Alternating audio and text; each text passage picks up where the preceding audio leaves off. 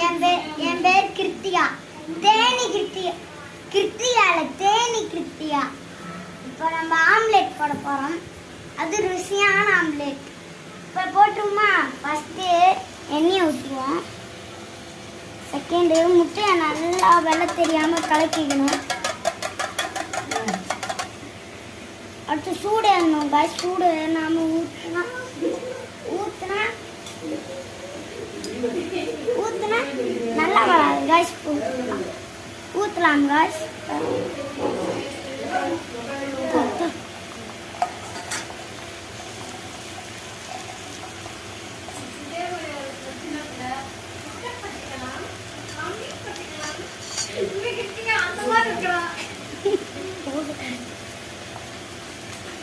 Guys இப்போ பரட்டி போட போகிறாங்க காய்ஸ்.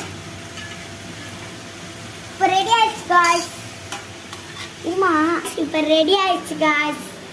சூப்பராக டெக்கரேஷன் பண்ணியிருக்கீங்க காய்ஸ். இப்போ ரெடி ஆயிடுச்சு காய்ஸ்.